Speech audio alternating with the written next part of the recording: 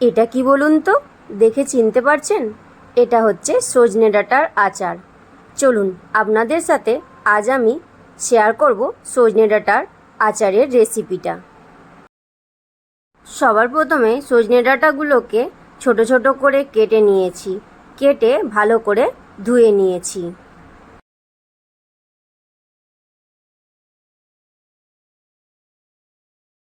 এরপর কড়াইতে সর্ষের তেল অল্প পরিমাণ দিয়ে এর মধ্যে শুকনো লঙ্কা, তেজপাতা আর পাঁচফোড়ন এগুলো একটু নেড়ে আগে থেকে ধুয়ে রাখা সজনে ডাঁটাগুলো এর মধ্যে দিয়ে দেব।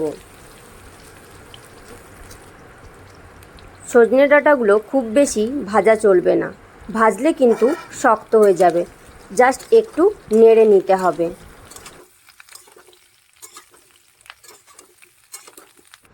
এরপর এর মধ্যে তেঁতুলের মান্ড দিয়ে দিলাম। তেঁতুলটা আগে থেকে ভিজিয়ে রেখেছিলাম, দিয়ে এর মধ্যে থেকে কিছুটা মান্ড বের করে নিয়েছিলাম। আর এরপর এর মধ্যে আমি এতে গুড় ব্যবহার করছি, গুড়টা দিয়ে দিলাম। এরপর এর মধ্যে পরিমাণ মতো হলুদ দিয়ে দিলাম।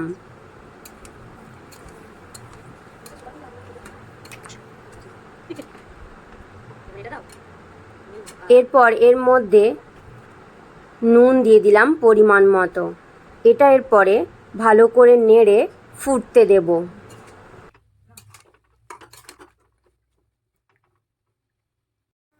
দেখুন এটা ভালো মতো করে ফুটে গেছে, কিছুক্ষণ এটা ফুটতে থাকুক।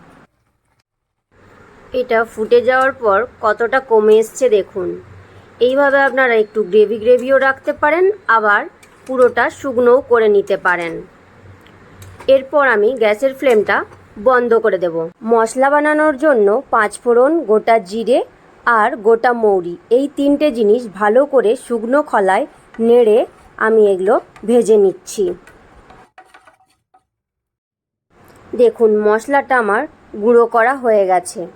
এরপর আমি সজনে ডাঁটার আচারের মধ্যে এই গুঁড়ো মশলাটা পুরোটাই দিয়ে দিলাম। এরপর এর সঙ্গে এটাকে ভালো করে মাখিয়ে নিতে হবে। এইভাবে আমি পুরোটা ভালো করে মাখিয়ে নিচ্ছি। সজনে ডাঁটার আচার তৈরি হয়ে গেছে। আপনারা কে কে বানালেন কমেন্ট করে অবশ্যই জানাবেন। আর আমার ভিডিও যদি আপনাদের ভালো লেগে থাকে like, comment, share and subscribe করতে ভুলবেন না।